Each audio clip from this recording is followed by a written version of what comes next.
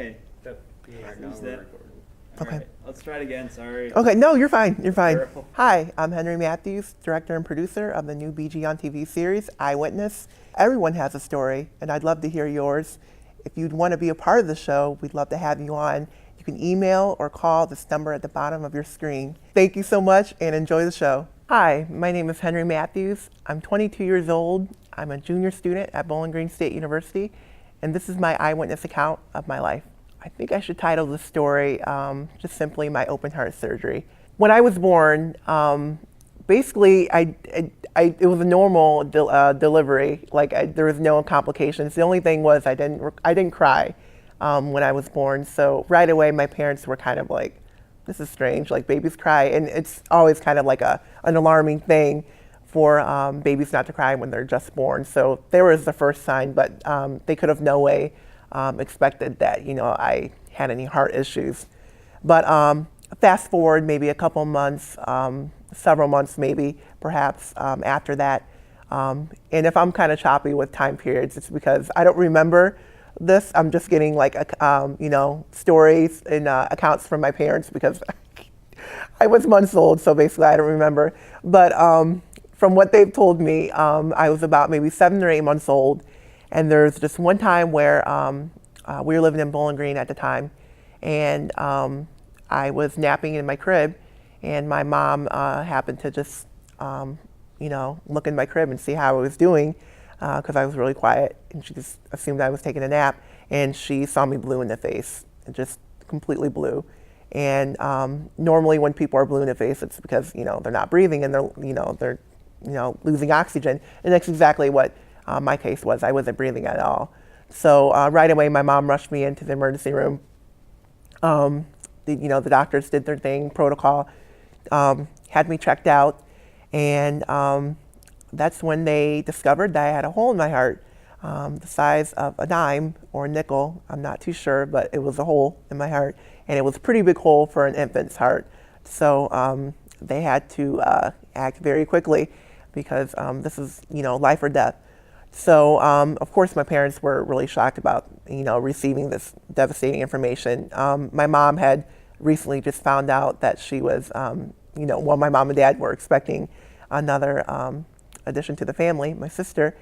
And, so this was just like horrible timing, just all kind of hit them like a ton of bricks. So, so the thing that they needed to do was basically to move forward, like what were they going to do? This is life or death with their son.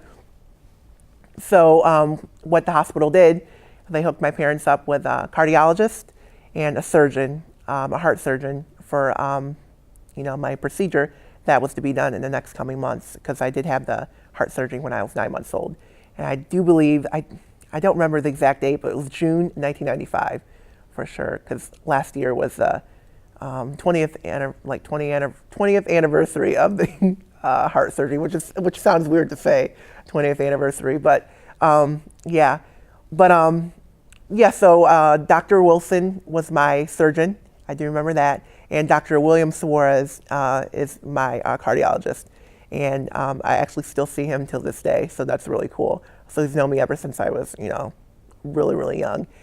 And so they went straight to work. And at the time, it was kind of really uncommon for infants to have such a big procedure like this, to have heart surgery, open heart surgery, because it's really risky to just do it for adults as well. But you times that by 10 for an infant, especially at only months old. So and I should probably go back a little bit. I had a VSD defect, which stands for ventricular septum defect. And that's just basically, I don't know too much about the anatomy of the heart, but there's some kind of ventricular wiring or things going on in there that basically weren't working properly, and that's where the hole was located. So it was in a danger zone basically. And so basically they had to act quickly. So fast forward back again to 9 months. So right away, they went through a surgery. The surgery, I believe, lasted several hours. I want to say like maybe 8 or 9 hours.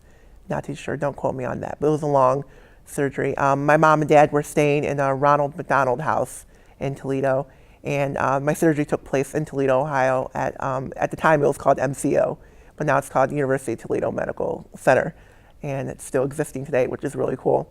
So yeah, my parents and my whole surgery was funded. My parents paid a small fraction of the surgery, but for the most part, a lot of organizations such as Nationwide Children's Hospital, Ronald McDonald House,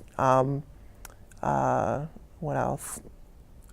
March of Dimes, paid for this operation. Even the Clinton Foundation, I believe, helped pay for this. And the actual material that was put in replacement of the hole in my heart was donated from NASA, like the space, the space exploration, NASA, like the NASA. And they donated this material called Gore-Tex, which acts like a skin. It's like a fibrous, not fibrous, I don't want to say that. It's a material that acts like skin. It's tougher than skin probably itself. But so that was put in my my heart.